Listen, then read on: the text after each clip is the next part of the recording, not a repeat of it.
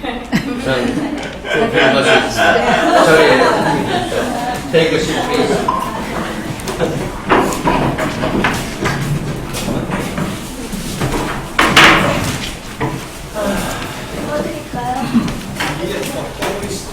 이거 다 맞췄어요? 네.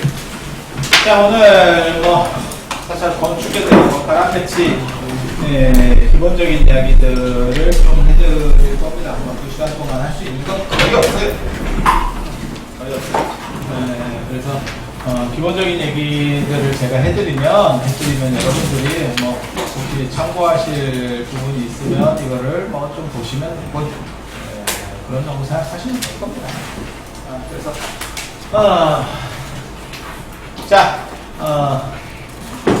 처음에 절이란 이렇게 나오잖아요, 그죠? 절이란 뭔지 모릅니다. 절이 왜 절인지 모릅니다.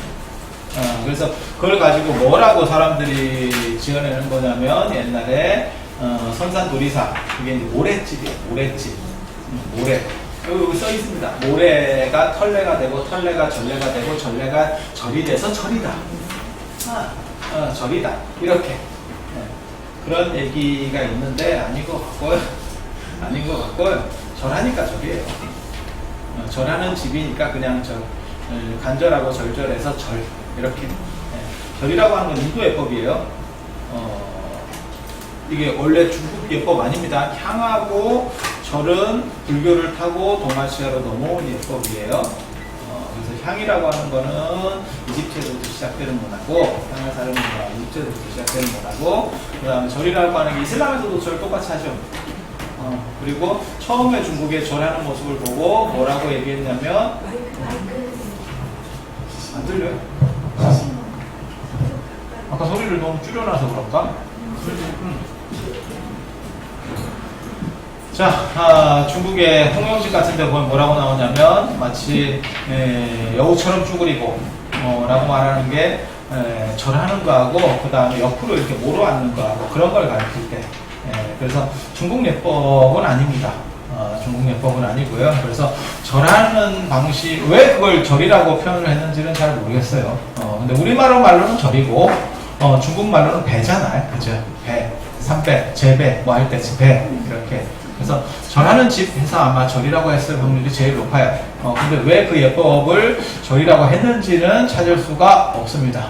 그래서, 절의 종류에 대해서는 여기 많이 나옵니다. 가람, 정려, 정사, 그 중에서 대표적인 거 사만 한 가지 얘기해 드리고 넘어갈게요. 사. 우리가 제일 많이 쓰는 게 사잖아요. 그죠? 사. 무슨 사. 예전에는 이 사라는 표현을 아무나 쓸 수 있었던 건 아니고요. 이거는 관청에서, 그러니까 정부에서 인정받는 절은 사. 그 다음에 야매로 대충 만드는 절은 나냐. 이렇게 썼었어요.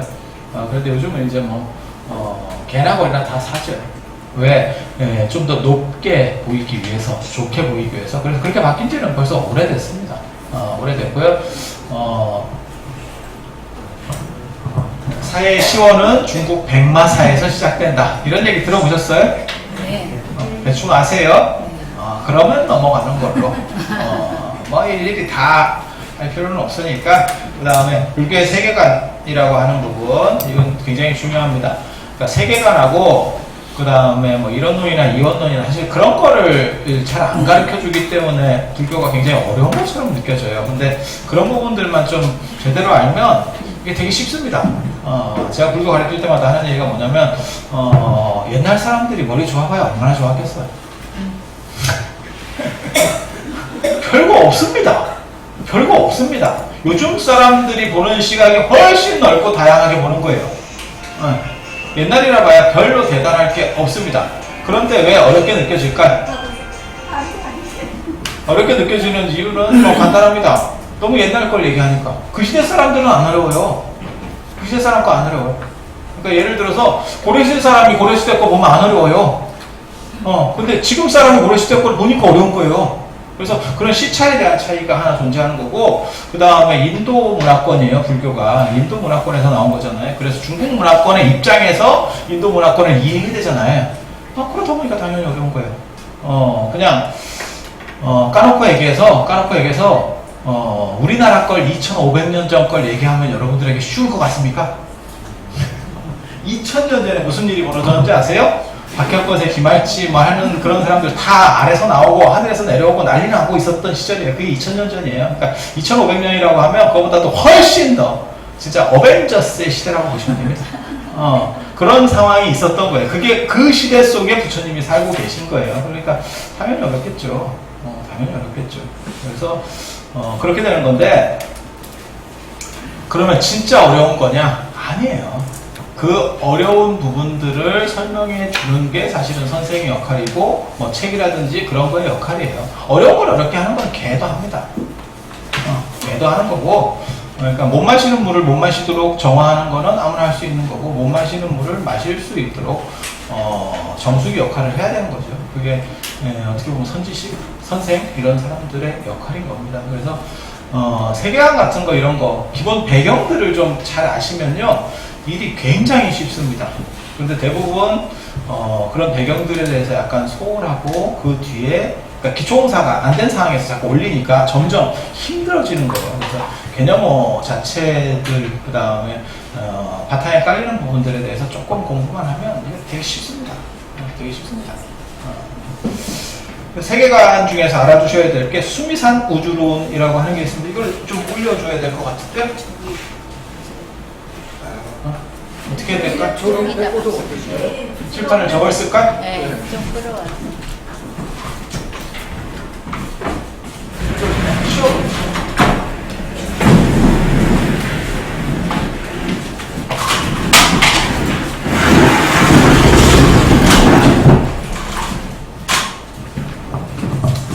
죄송한데 마이크 조금만 가까이 해주세요. 자, 한장 넘기면 이게 수미산 우주론의 기본 수평적인 구조예요. 수평적인 구조. 중간에 수미산이라는 게 있습니다. 수미산이 뭘까요? 모릅니다. 그냥 전 우주 중앙에 있는 어떤 상상의 산이에요. 어떤 민족이든 거의 다 있습니다. 수미산하고 똑같은 게 히랍 신화에서는 올림푸스산, 우리나라는 태백산, 중국에는 곤륜산. 실제하지 않는 산들이에요. 그냥 우주의 중앙에 있다라고 추정되는 어떤 신령한 장소라고 하는 거고, 올림푸스산하고 상당히 비슷합니다. 내용이라든가 이런 것들은 상당히 비슷해요. 근데 수미산의 특징은 정육면체입니다. 구사론에는 이렇게 나와요. 루탄경 같은 데는 뭐 어떤 형태로 나오냐면 첨성대 형태입니다. 첨성대 형태. 그래서 첨성대가 수미산이다라고 하는 그런 주장들이 나오는 거예요. 첨성대 형태. 이거랑 조금 다르죠. 이거는 세로가 좀 더 기니까 이렇게 쭉. 그 다음에 여기는 원형이잖아요. 첨성대는 원형이잖아요. 그런데 위에가 네모나다는 거는 똑같아요. 위에가 네모나야 되는 이유는 신들이 살아야 되기 때문에. 그리고 여기가 네 군데가 이렇게 솟아있어요. 그래서 앙코르와트 같은 게 다 수미산형입니다. 동남아시아의 건축 구조 보면 가운데 하나가 큰 게 있고 그 다음에 네 군데가 이렇게 솟게 나오거든요. 그런 사원들 건축 구조, 안 그러면 뭐 부탄이라든지 티벳 같은 데도 사원 구조가 전부 다 수미산형이에요. 붓다가에 있는 마하보디 대탑 수미산형입니다. 수미산형입니다. 가만히 보시면 가운데 하나 크게 올라와 있고 주변으로 4개 이렇게. 그래서 우주의 중앙 수미산에 부처님을 모시겠다라고 하는 그런 생각이 있는 거예요. 수미산 정상에는 누가 살을까요? 수미산 정상에 사는 사람. 이 수미산 정상을 도리천이라고 해요. 도리천이라고 해요. 도리천의 오야는 누굴까요? 오야는? 네? 도리천의 오야가 누굴까요? 야, 여러분들 공부하고는 굉장히 멀구나. 이게 내가 목탁 칠 때 내가 대충 알아봤거든. 이상한 개구리 목탁을 치고 있더라고요. 나 돌림 노래 하는 줄 알았어. 그랬더니 이게 상태가 이랬었구만. 뭐가 이유가 있네. 제석천. 얘의 주특기가 뭐냐면 금강제를 들고 벼락신입니다.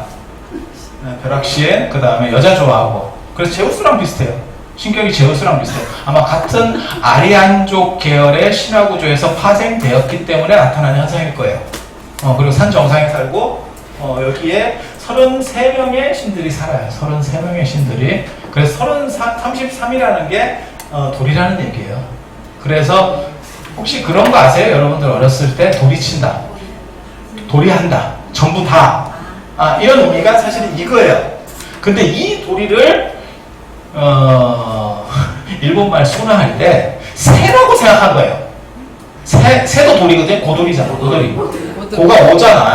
거기 새 5마리 있는 거 아시죠? 고돌이 하면 한쪽에 3마리, 이렇게 한 마리 한 마리 이렇게 뭐 그런 거는 금방 오는데 조상전 이런 건 잘 모르고 알았는데요. 네, 다 알아요. 안으로는 아닌데. 저 깜짝 놀랐어, 사실. 당연히 안다라고 생각하고 이렇게 한번 짚고 넘어가려고 했는데, 푹 꺼지네. 아니, 실패. 그래서, 제석천이, 리그베다 같은데, 아리안족 신화에 보면 이게 완전히 제일 센 신입니다. 제일 센 신. 그 다음에 플러스로 엄천이 붙고, 이 위로 이렇게 하나씩 신들이 올라가요. 더 이제 뒤에 게 플러스 알파 될 때마다 추가가 돼요. 이렇게 신들의 세계가 이렇게 펼쳐지거든요. 그게 그 다음 장에 있습니다. 그런데 복잡합니다. 욕기 6천, 색계 18점, 무색계 4천. 그렇게 해서 이렇게 나오는데 이 페이지 잠깐 그 그림 보세요. 우리는 어디 사는가? 이게 중요하거든요. 우리천 위에는 제석천이 사는데 그 다음에 동승신주. 이 페이지입니다. 이 페이지 동승신주 반다형으로 된 거. 반다형으로 된 거 동승신주. 여기는 몸짱들이 사는 데입니다. 몸짱들이 사는데. 그래서 승신이에요. 그러니까 인물들도 좋고 몸도 좋고 그렇게. 그러니까 배우들 산다라고 생각하시면 돼요. 그 다음에 서쪽에 서우화주, 소를 화폐로 유목문화라고 보시면 됩니다. 그래서 야 TV 한 대에 얼마야? 그러면 소 몇 마리야? 이런 식으로. 그 다음에 투쿠로주는 저기가 1000살씩 사는 이상세계입니다. 그러니까 뭐라고 생각하시면 돼요? 북유럽 국가? 이런 거? 거기에 이제 겁나 잘 살면서 오래 사는 세계. 모든 게 다 갖춰지는 오래 사는 세계. 그래서 부처님께서는 투쿠로주에 태어나지 마라라고 말씀하신 거예요. 그런데 태어나면 사람이 뭔가를 하려고 하는 생각이 없다. 의지가 박약해진다. 그래서 삼도팔란 중에 팔란, 제가 사실은 지금 여러분들 정체를 잘 모르겠어요. 이게 알아들으면서 이렇게 눈빛을 보내는지 태도는 상당히 수승하거든? 삼도팔란 이런 거 들어봤습니까? 네? 삼도팔란 이런 걸 몰라요? 들어본 사람들이 못 들어본 사람 교인차가 좀 있습니다. 그래요? 이거 이런 식으로 하면 이거 한 학기 해야 되는데. 아무튼 이상세계. 근데 그런데 하면 너무 퍼져 있대 사람이. 퍼진대. 그리고 우리가 사는 데가 남성부죠. 밑에 역사다리꼴 형태로 되어 있는 남성부주. 남성부주 들어보셨죠? 축원할 때마다 남성부주 해동 대한민국 어쩌고저쩌고 꿍치렁 이렇게. 왜 선부주냐? 선부나무가 많아서, 선부나무가 많은 대륙. 선부나무를 또 다른 말로 연부나무라고도 합니다. 그리고 그 연부나무 밑에서 나는 금이 자금색, 약간 자색빛이 나는 금이고 그게 연부당금이에요. 최고의 금이라고 말하는 그런 금이에요. 그래서 금색과 자색이 부처님을 상징하고 성인을 상징하고 그 다음에 황제를 상징한다. 이런 얘기 들어보셨어요? 네. 그래서 황제의 색은 노란색은 당연한 거잖아요. 그죠? 그래서 부처님도 노란색 쓰는 거고 골드 컬러. 그 다음에 자색도 씁니다. 그래서 불국사에 가면 자하문, 중국 북경에 가면 자금성, 자색에 금지된 성, 자금성 이렇게. 그래서 자주색하고 이 자색하고 금색이 황제하고 성인을 나타내는 색깔들이에요. 그래서 그 정도 기억해 두시면 됩니다. 그래서 우리가 사는 데는 남성부주다. 아수라 어디 사냐면요, 이 도리천 바로 옆에 바다 속에 삽니다. 아수라들. 그래서 아수라가 나중에 전쟁할 때 아수라 이런 얘기하면 되게 재밌는데 아수라하고 제석천하고 싸우는 얘기들이 있거든. 싸우는 얘기들이 있거든. 잠깐만 얘기하면 안 되겠네. 벌써 20분이네. 그런데 아무튼 아수라가 누구냐면 정체만 얘기해드리면 조로아스터 교회 주신인 아후라 마즈다예요. 아후라 마즈다. 그래서 인도가 이렇게 있으면 아리안족이 이렇게 들어오거든요. 그래서 중동 쪽에서 걔네 아수라를 믿는 종족과 치고받고 싸우는 거예요. 그래서 승부가 안 나는 겁니다. 그래서 걔네를 마신으로 규정해버리는 거예요. 나쁜 신. 완전히 이겨버렸잖아요. 그러면 야차 뭐 이런 것처럼 그 밑으로 들어옵니다. 제석천이 얘네한테는 주신이거든요. 인드라신이 주신이거든요. 그래서 신관이라는 게 그렇게 만들어져요. 그래서 이 제석천이 사는 데가 중심이고 인간 세계는 요 남쪽에 있는 거고 아수라가 가끔 이 옆에서 도전해 옵니다. 이렇게 도전해 옵니다. 도전해서 하늘을 날아가지고 그건 신족이기 때문에 드래곤볼 이런 거 보시면 대충 이해가 됩니다. 그래서 신족이기 때문에 쫙 날아오면 여기는 이 향수회라고 하는 건 다 전설적인 얘기예요. 전설적인 얘기예요. 거기에는 파도가 없고요. 그래서 거울처럼 그대로 비친대. 아수라의 군대가 그걸 해인산매라고 합니다.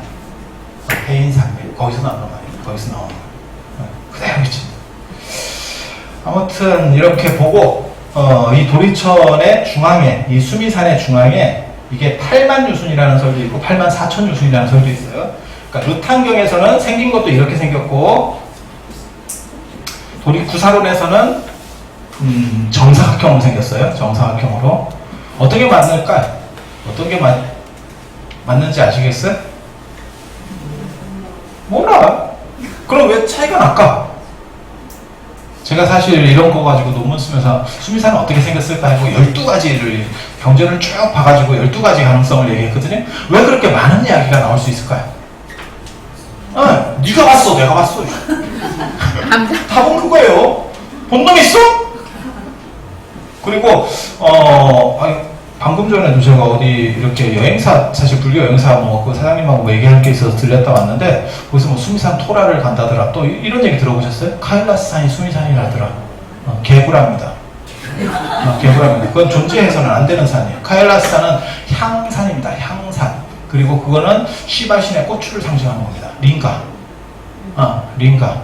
그래서 한국 스님들의 특징 중에 하나가 다른 신의 거시기를 이렇게 토라 순례를 해. 너무너무 답답해가지고 왜 사람들이 여기 이런 식으로다가 잘못 이 이야기가 시작됐고 그 다음에 그게 아니다라고 하는 걸 논문까지 써줬어. 근데 지금도 그렇게 하더라고. 해인사 출신의 모모 작가가 이렇게 잘 몰라가지고 쓴 글을 바탕으로 다큐가 만들어지면서 그게 시작된 아주 웃기지도 않는 일이에요. 웃기지도 않는 일. 인도 같은 데 가보시면 링가 아시죠? 이렇게. 그거예요. 그거. 경전에서 나옵니다. 흑산 위에 향추산이 있고 거기 아주 능력이 센 신이 살고 있다. 그 시바. 그래서 대충 이런 식으로 알아두시고 이 중간에 중턱에 중탄 요 산의 이렇게 딱 절반 되는데 네 군데에 4명의 신이 삽니다. F4 4,000원. 그래서 각각 동서남북을 관장해요. 그래서 동방지국천왕, 남방청장천왕, 서방광목천왕, 북방 비삼원천왕, 담원천왕 이렇게 동남서북. 그리고 해하고 달은 이 바깥쪽에 해가 51유순, 크기가 달이 49유순 이렇게 서로 맛보기로 이렇게 돕니다. 맛보기로 돕니다. 그렇게 그런 구조예요. 이 사람들이 그렇게 생각했다는 거예요. 그렇게 그리고 일식 월식은 어떻게 일어나느냐? 아수라가 일어나서 눈이 부셔가지고 이렇게 딱 가로막으면 일식 월식. 아니 이거랑 관련된 얘기가 있어요. 잠깐만 얘기해 드릴게요. 부처님 아들 이름이 라우라잖아요.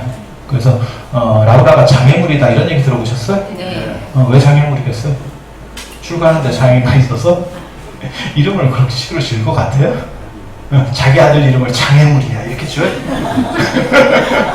이게 미치지 않고서야 이런 행동을 안 합니다.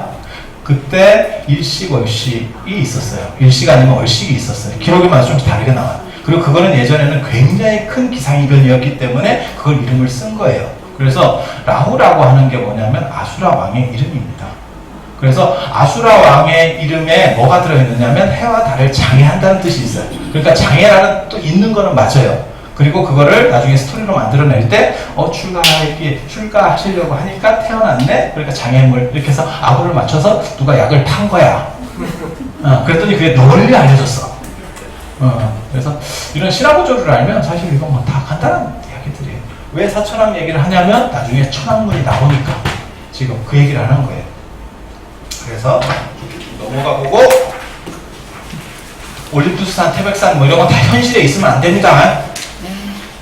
있으면 안 돼요. 그냥 그런 거는 먼저 이런 신화 속에 있는 거고 나중에 지명이 붙는 거예요. 붙는 거예요. 올림푸스산도 그리스에 있어요, 실제로. 그건 갖다 붙인 거고 우리도 태백산이 있잖아요. 이 태백산 원조가 어디 있는지 아세요? 중국 서안에 있어요. 중국 서안에 있어요. 태백산 저 신화가 그렇게 오래된 게 아니에요. 그래서 서안에 유학 가셨던 의상스님, 자장스님이 종남산에 유학을 가셨는데 그 진령산맥에서 조금 더 내려가면 같은 산맥의 연장선상에 태백산이 있어요. 그래서 그분들이 갔다는 기록은 없는데 그분들이 어디 그쪽에 가셔가지고 뭔가 영감을 얻은 거는 있는가 봐요. 그래서 와가지고 우리나라에 와서 갑자기 태백산을 찾아요. 그래서 자장스님이 찾으신 데가 태백산 정암사, 지금은 한백산이라고 합니다. 태백산 정암사. 그다음에 의상대사가 찾으신 데가 태백산 부석사. 부석사 소백산 아닙니까? 부석사 일주문 가보세요. 태백산 부석사 이렇게 쓰여 있습니다. 아마 가셨어도 제대로 안 보셨을 겁니다. 근데 제 얘기를 듣고 나중에 또 한 번 갈 길이 있으면 그때는 태백산 맞네 이렇게 보일 거예요. 그래서 거기가 옛날에 태백산이었어요. 그래서 당신이 영험하게 느꼈던 곳과 비슷한 지형을 찾으려고 하는 노력들이 있었다는 걸 알 수 있는 거예요. 그래서 진짜 태백산 이거 아닙니다. 그냥 그리고 그 태백산에 대한 어떤 신화적 구조가 단군신화로 또 들어가는 거예요. 그래서 단군신화가 만들어진 건 훨씬 뒤에 만들어진 겁니다. 대충 그렇게 알아두세요. 그래서 쭉쭉쭉쭉 가봅시다. 왜 이 얘기를 하냐면 여기에 향수회가 있고 여기서부터 성역입니다. 여기는 신들의 영역이에요. 신들의 영역. 이 수미산은 신들의 영역. 올림푸스산이나 이런 것처럼 신들의 영역이에요. 그래서 일반인은 갈 수가 없어요. 그래서 여기는 성역인 거고 부처님 위치를 여기다가 요 도리천 안에다가 설정을 하는 거예요. 나중에 불교에서. 그래서 부처님을 모신 단을 수미단이라고 합니다. 그래서 부처님이 앉아 계신 자리를 수미좌, 수미단 이런 얘기 들어보셨죠? 한 번 정도는 뭐 그게 그건지는 잘 모르겠지만 실제로 화엄경에 보면 뭐가 있냐면 부처님께서 이 수미산에 올라가 설법하시는 내용이 나와요.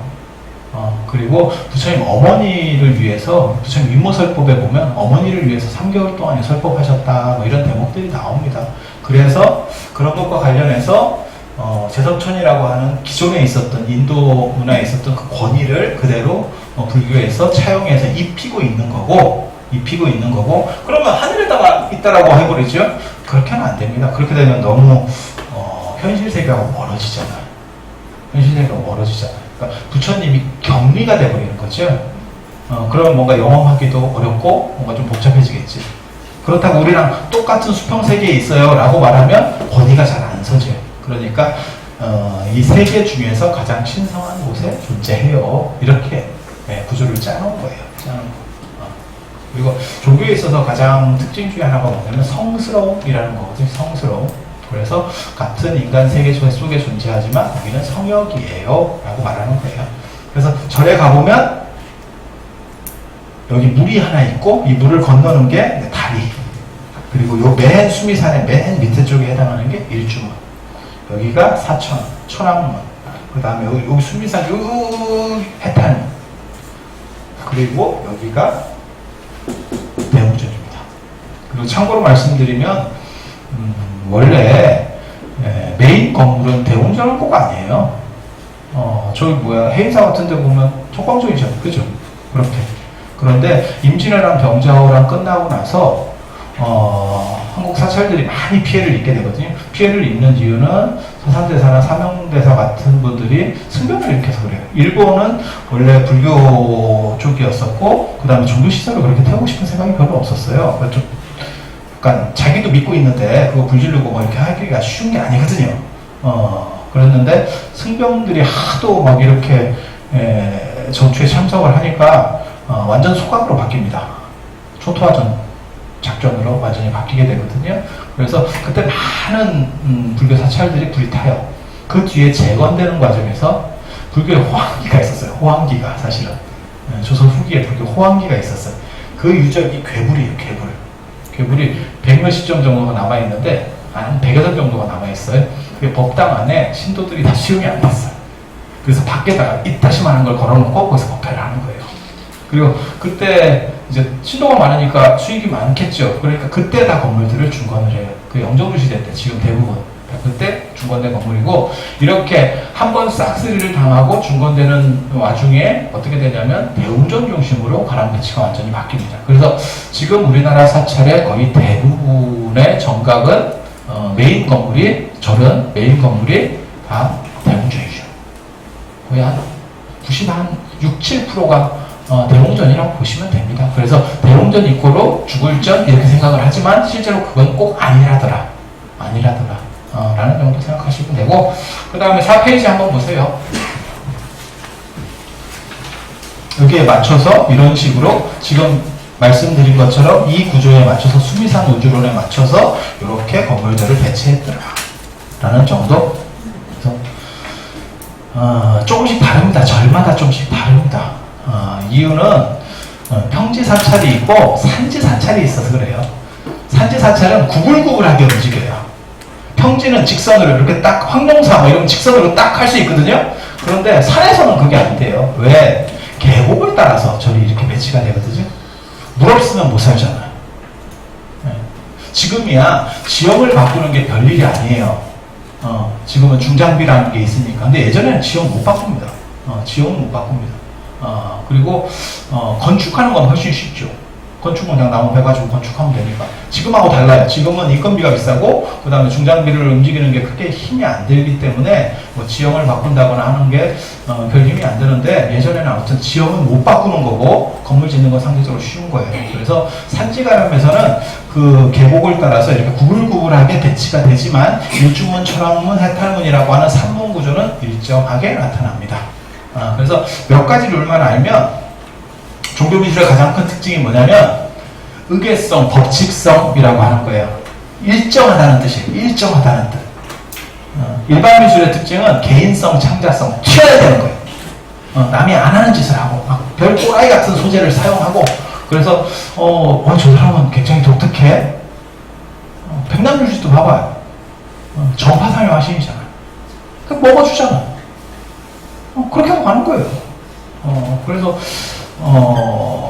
예술이라고 하는 게 두 가지가 있는 거예요. 개인 예술이라고 하는 거는 개인성, 창작성이라고 하는 거고 종교미술은 법칙성입니다. 법칙성. 왜 법칙성을 강조할까요? 법칙성이 있어야지 알아들을 수 있죠. 그러니까 석가모니 부처님이야. 그러면 항마촉진을 이렇게 하고 있는 거야. 석가모니 부처님 맨날 이러고만 계셨을까? 이거 쥐나서 어떻게 있어? 그쵸? 그냥 생각해봐. 그럼 이렇게 할 수도 있고 저렇게 할 수도 있고 빼고 바꿔놓으면 석가모니 부처님인지를 알 수가 없는 겁니다. 알 수가 없습니다. 그러니까 어떻게 돼? 암호를 정해놓는 거지. 이렇게 하시는 분은 석가모니 부처님으로 하자. 근데 더 재밌는 건 요즘은 아예 이름을 붙이죠. 명패를 막 절에서. 명패 붙이는 거 아닙니다. 명패는 밑에 사람을 붙이는 겁니다. 그러니까 무슨 얘기냐면 학생은 명패를 붙여도 선생 명패 붙이는 거 아닙니다. 죄수는 명패를 붙이는 겁니다. 임금이 명패 붙일 것 같아? 왕조국가 시절에? 그런 거 아닙니다. 근데 요즘은 신도는 명패가 없고 부처님이 명패가 있습니다. 환장하겠다니까 이게. 그래서 그런 명패 대신에 몇 가지 암호 코드들이 있는 거예요. 그래서 그걸 알면 맨날 똑같아요. 그러니까 저희 같은 사람들은 처음 가는 절이야. 그래도 막 설명을 합니다. 그리고 어느 정도까지 설명을 하냐면 저쪽에 무슨 건물이 있었을 거다. 이것도 해요. 그냥 뚝 잘라놓고 보면 마치 뭐 대단한 능력이 있는 것처럼 법칙성입니다.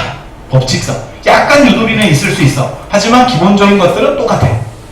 똑같이 나타나야 돼. 그래서 산문 구조, 문이 3개 있다라고 하는 거. 그 다음에 조선시대 사찰의 특징이 이렇게 문이 길어요. 절에서 이렇게 산사에 가보면 이게 제법 내려서 걸어가면 길죠.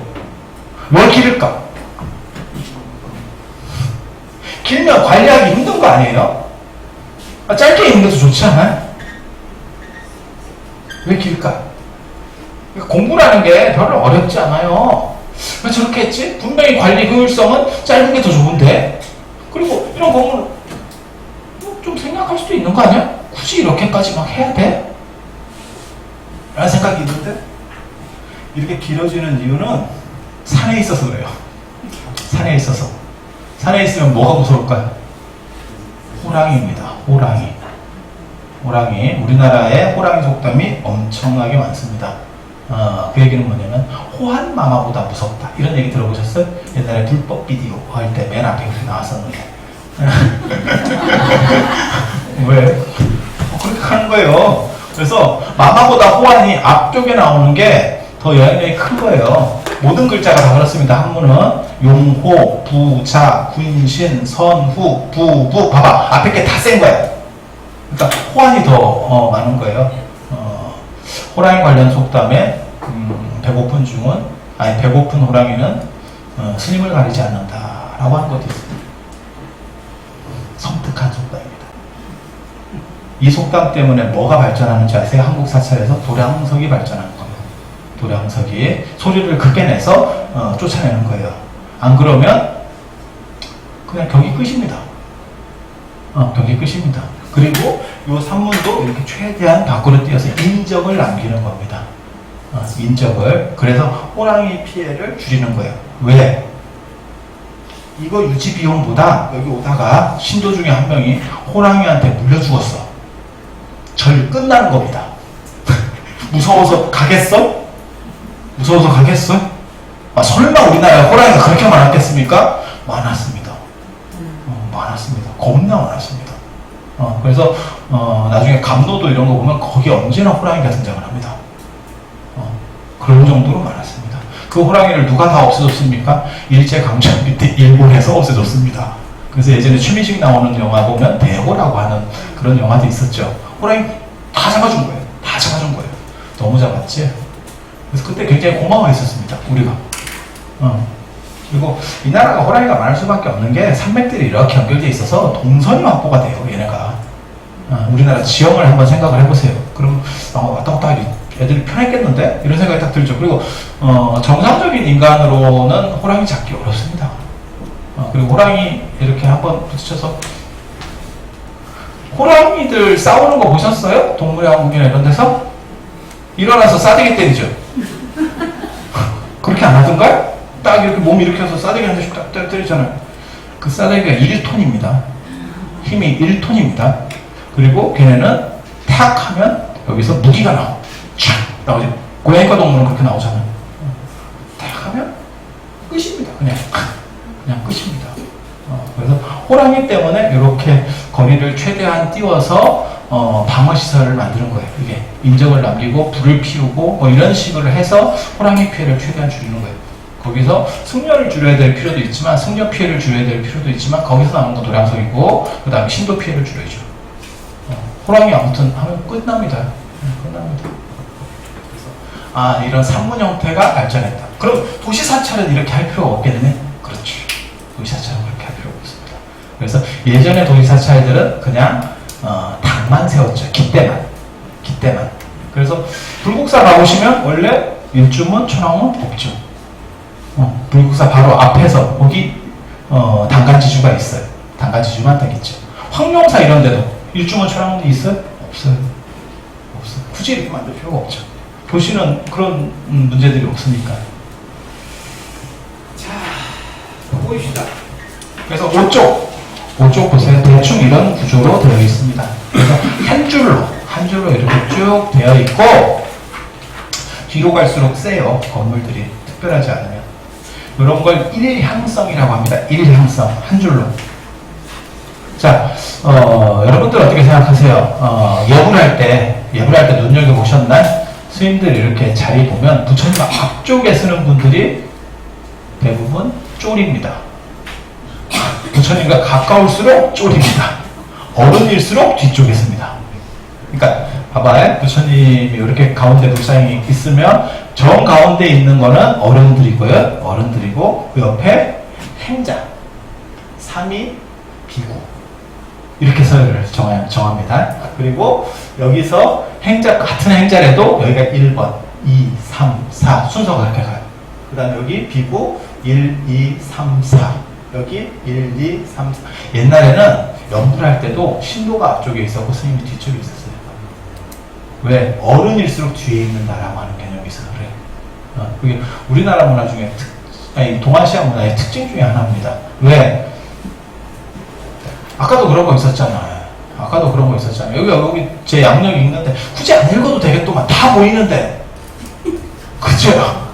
너무 비극적이지 않아? 노안이라 잘 보이지도 않는데 그걸 끝까지 읽으라고 그렇게까지 할 필요가 뭐 있어. 슬프잖아.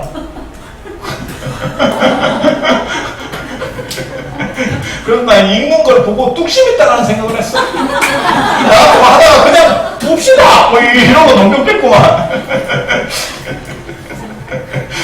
굳이 별 관심도 없는데. 네. 그래서 어른들이 뒤쪽에 있어야 편하지 않을까요? 앞쪽에 있으면 무슨 일이 벌어질까요? 그러면 젊은 사람들이나 나보다 밑에 사람들이 계속 나를 감시하는 구조가 형성이 되잖아요. 그러면 어른이 불편하죠. 맨 뒤쪽에 있으면 예를 들어서 어른이 좀 짝바이 짚었어. 모르잖아. 좀 더 편하잖아. 그러니까 뒤일수록 어른이 나오는 거예요. 그래서 이 사찰 구조를 보면 봐봐요. 맨 밑에 냇물과 다리. 요 물을 해당하는 거예요. 이 물과 이 향수에하고 다리를 상징하는 거고, 그 다음에 단간은 옛날 간판이라고 생각하시면 돼요. 이제 좀 구체적으로 설명해 드릴게요. 그 다음에 일주문, 천왕문, 해탈문. 요거를 이제 삼문 구조라고 하는데, 원래는 금강문도 있었습니다. 금강문도 있었는데, 그래서 뭐 법주사를 간다거나, 안 그러면 저 금산사라든지, 이렇게 금강문이 남아있는 데도 있어요. 금강 역사가 있는 문입니다. 그런데 이제 캐릭터가 겹치는 거예요. 원래, 아까 제가 앙코르와트 뭐 이런 거 말씀드렸었잖아요. 그거 보면 가운데 이렇게 있고, 동서남북으로 이렇게 있죠. 딱 수미선 형태. 이러니까, 동, 남, 서, 북, 뭐 이렇게 간다고 가정을 해보세요. 그러면 금강역사는 어디 있는 거냐면 문신이에요. 문신. 금강역사는 여기 있는 거예요. 그래서 문지기. 이거는 동서남북에 대한 방위신. 그런데 한쪽으로 딱 몰다 보니까 사천왕도 앞쪽으로 다 몰려 있는 거예요. 앞쪽으로 다 몰리게 돼요. 그러니까 캐릭터가 겹쳐요. 문지기하고. 사천왕은 왕입니다. 그래서 천왕문에서 보면 앉아 있습니다. 부처님하고 같이 있을 때는 서 있습니다. 왜? 쫄이니까. 근데 자기 나발이에서는 앉아 있습니다.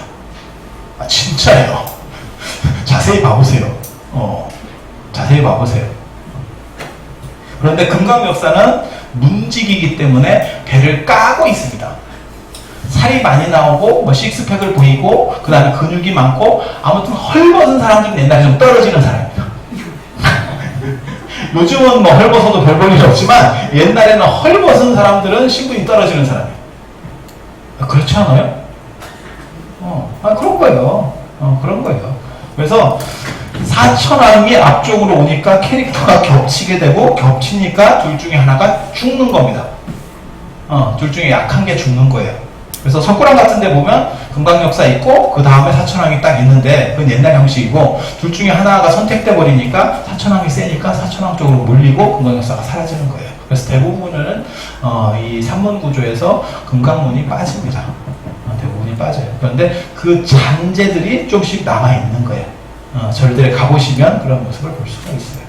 그리고 금강문을 완전히 없애기 좀 그런 데는 사천왕문 옆에다가 금강역사를 그려놔요. 그림으로. 단가 싸게 그냥 하는 거지. 없애기는 조금 그렇고, 이러니까 그냥 좀 싸게 해서 처리하는 거예요. 우리도 했어. 뭐 이런 거지.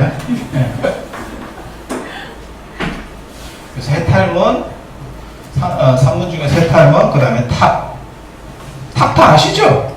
네. 탑. 그 뒤에 베레석 이제 뒤에 나중에 사진이랑 나올 겁니다. 그런 게 좀 있고, 석등 아시죠? 네. 석등.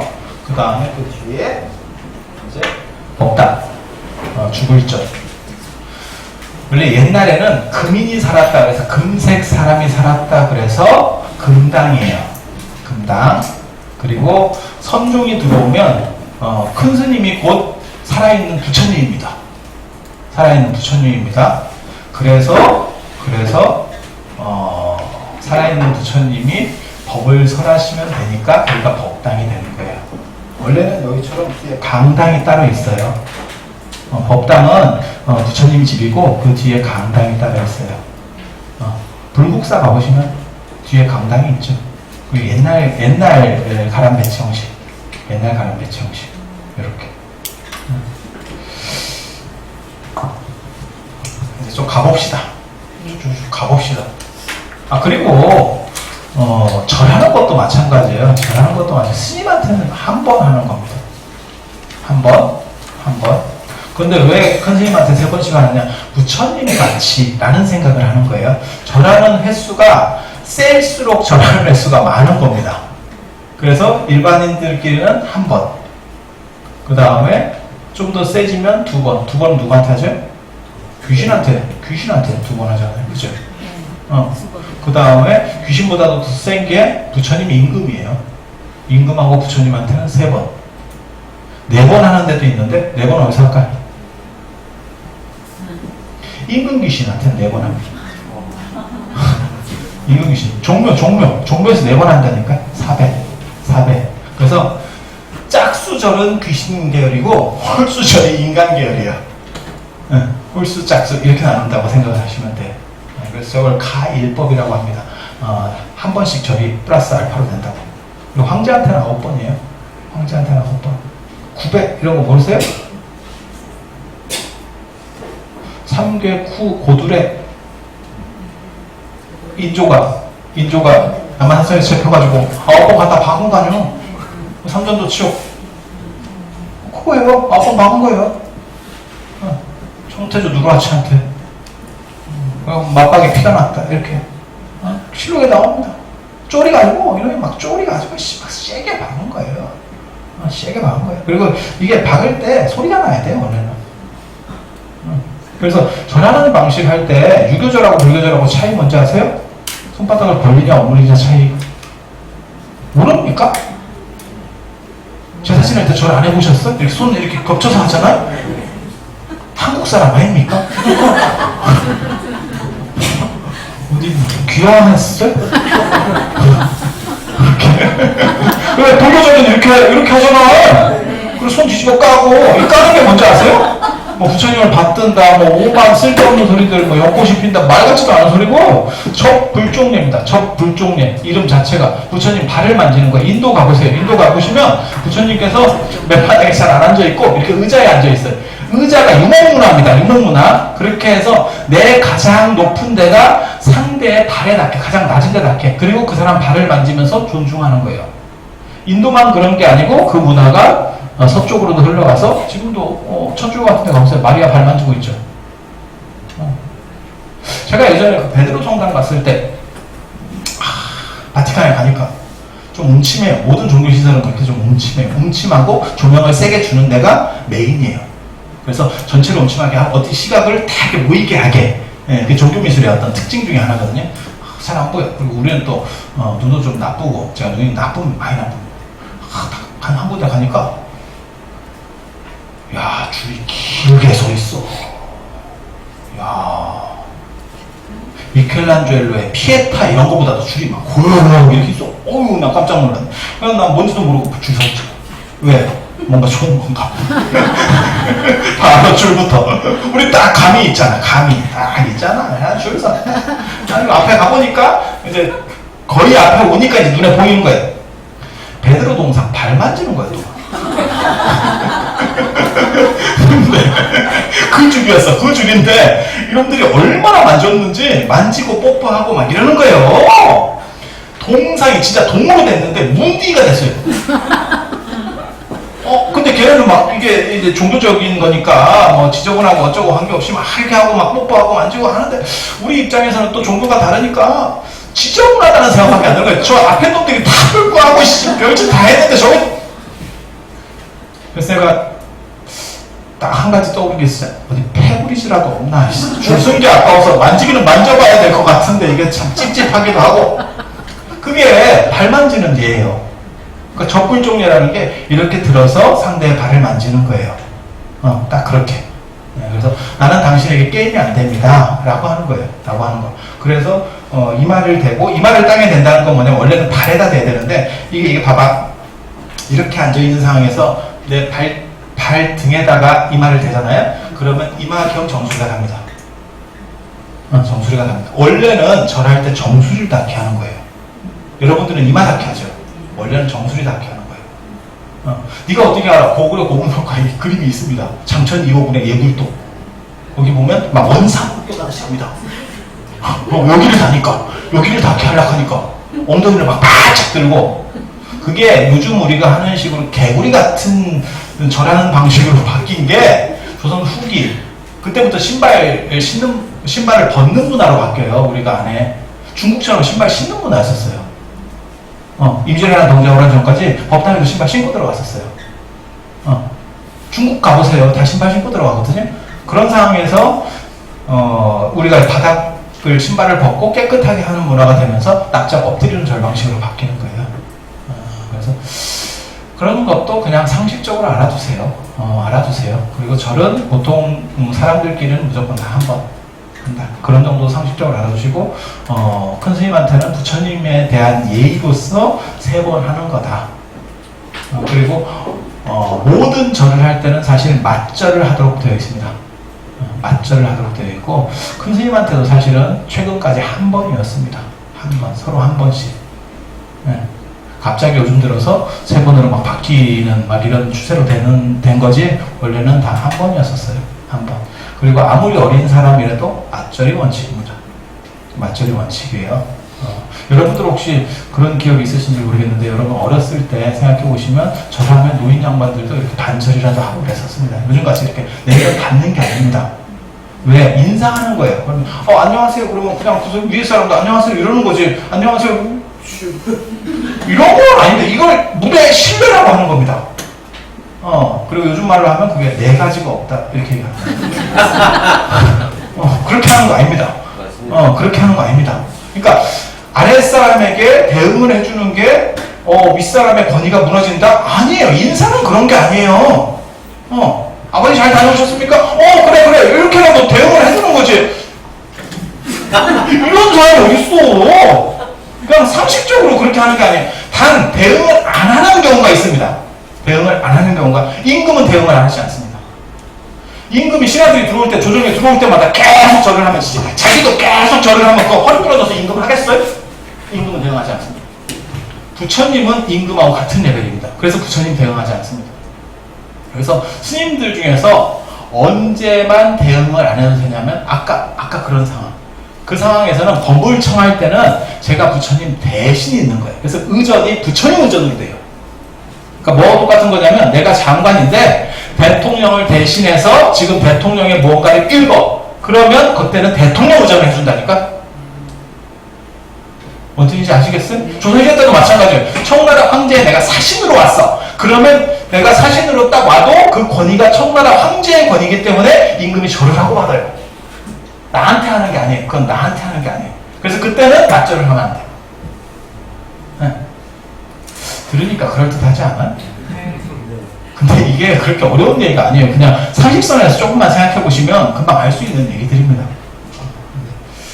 잘 안 가르쳐 주세요. 자, 이제 살살 넘어가 볼게요. 실물로 넘어가서 6페이지 보세요. 뇌물과 다리. 그래서 맨 처음에 이 뇌물을 상징하는 게 이렇게 물이 있고, 보통 물을 건넌다고 하는 게 이제 풍수지리적으로 보면 배산임수, 뒤쪽에는 산, 앞에는 물 이렇게. 그래서 절에 들어갈 때 보면 언제나 뭐 다리가 있죠. 다리가 이렇게 무지개 다리인 경우도 있고, 이걸 홍해교라고 하는데 무지개 다리라는 뜻이 무지개 너머에 이상세계에 있는 거 아세요?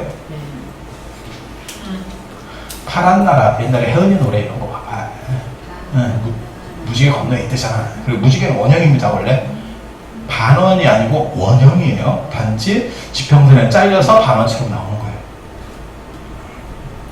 그래서 이 무지개 다리를 만드는 경우도 있고, 안 그러면 그냥 일반 다리를 만드는 경우도 있는데, 그 다리의 이름은 대부분 해탈교 비안교입니다. 한 80% 정도는 해탈교 비안교라고 보시면 돼요. 그렇게 피안이라고 하는 거는 이상세계, 성역으로 들어간다. 해탈의 세계, 그쪽 너머는 해탈의 세계다 라고 말하는 거예요. 그래서 물을 건너는 건 향수예요. 이 수미산 밑에 있는 그 바다를 상징한다. 그리고 혹시 그거 아세요? 주역에 이석대천이라는 얘기 들어보셨어요? 큰 물을 건너는 것이 이롭다. 토종비결에서 나와. 큰 물 건너가면 상황이 바뀐다. 뭐 이런 것들이 나와요. 그게 뭐냐면 옛날에는 물을 건너가면 모든 나쁜 것들이 따라가지 못한다는 이런 속설이 있어요. 옛날 얘기. 그래서 여기는 속된 것들이 다 단절되고 넘어가는 곳. 그리고 물 건너는 이런 구조는 동남아라든지 이런 쪽에도 있어요. 인도나 이런 쪽에도 사원구조에서 있어요. 거기서는 왜 그러냐면 발 씻고 들어와라. 걔는 맨발로 다니기 때문에 발 씻고 들어와라. 이슬람 사원 모스크에 가보셨어요? 그럼 그 양옆에 들어가는데 수도꼭지 쫙 있지. 그래서 씻고 오라. 입도 헹구고 그렇게. 그리고 물 안 나오는 데는 모래로라도 씻어. 그렇게 돼 있어요. 모래로 씻게 돼 있어요. 그래서 그런 구조 똑같이 돼 있고, 여기는 서남사 승선교입니다. 승선교. 신선이 승천한다. 그 다음에 당간지주 한 장 넘기면 당간지주. 당이 깃대라는 거예요. 한 장 더 넘겨보세요. 그럼 당이 있어요. 당이 이렇게 기뽕 같은 거, 기뽕 같은 거 있습니다. 있죠? 이게 한 개짜리가 있고 두 개짜리가 있어요. 그래서 쌍당간이 있고 외당간이 있어요. 쌍당간이 있고 외당간이 있어요. 그래서 이거에서 나온 말이 좌우당간, 좌우지간. 왜? 그런 얘기 처음 들어보셨어요? 좌우지간에 뭐 이런 얘기 쓰잖아요. 그죠? 이게 두 가지 버전이 있는 거예요. 인도에서부터 쭉 오는, 인도 문화에서부터 온 게 있어요. 그거는 쌍당간입니다.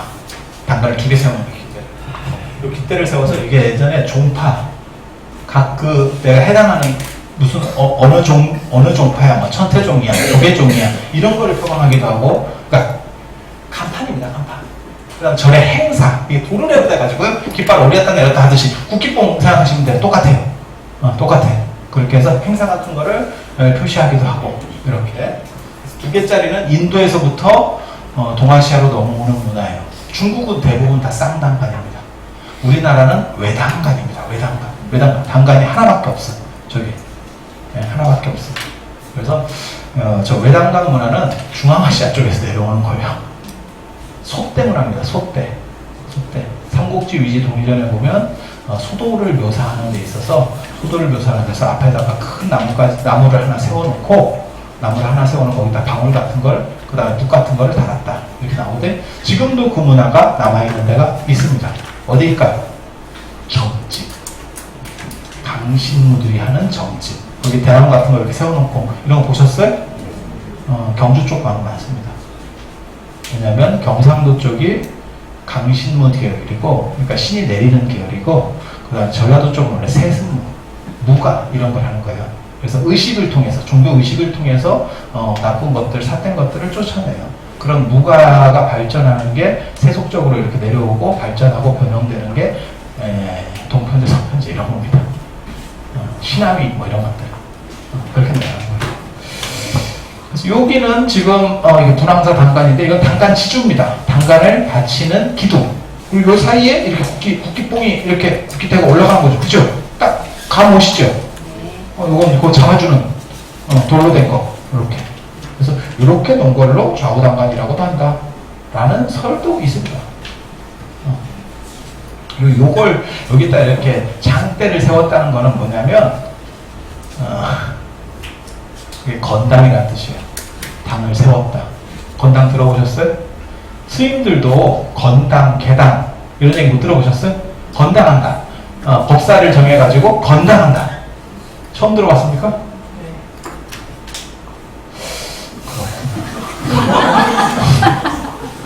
그래도 나는 한 몇 명은 이렇게 할 줄 알았는데 이게 전체가 이렇게 나오네. 옛날에 그 정치판에서 건당이라는 말이 있었잖아요. 건당, 세울 건자, 건당. 이 당을 세운다는 거는 깨달음을 얻었다, 일가를 이뤘다 이런 뜻이에요. 그래서 예전에 깨달음을 얻으면 이렇게 깃대를 하나 세우고 다 도전하려면 도전해봐라 뭐 이런 게 있어요. 그러니까 이 이렇게 기봉을 하나 세워놨다는 얘기는 그 뒤에 굉장히 센 아니면 성스러운 무언가가 있어 라고 하는 의미예요. 그러니까 솥대도 그런 의미라고 보시면 돼요. 그래서 그 솥대를 세워놓고 그 뒤에 소도. 그래서 잘 모르는 사람들이 솥대 같은 걸 집에서 만들어 놓은 사람들이 있어요. 신내립니다. 신내리는 피레침입니다. 솥대. 솥대. 제가 이렇게 다른 사람들 보면 좀 깝깝할 때가 많아 있어요. 진시황 병마용 가서 용을 사와, 용.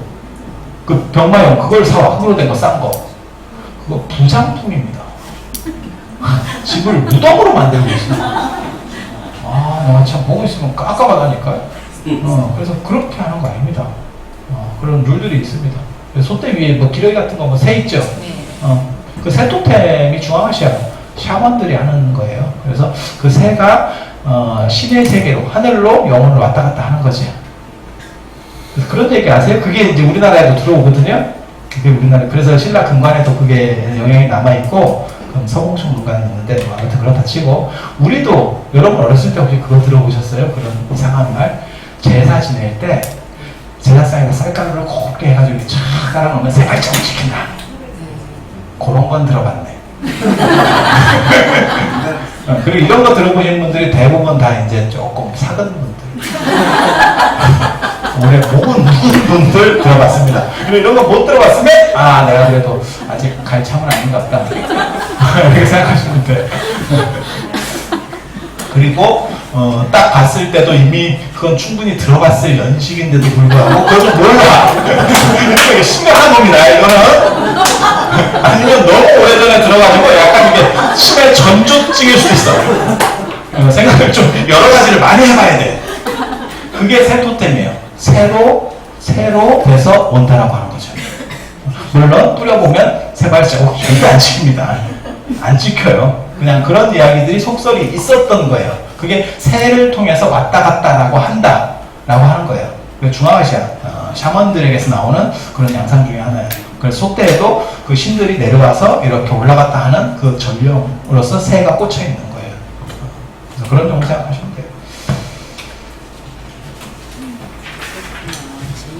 자, 팔 쪽에 이런 깃발 세워놓은 거 보시면 되고, 그 다음에 그쪽, 이제 일주문. 예? 그렇게 해! 그거 쉬어! 5분 쉬었다가 할 수 있도록 하겠습니다.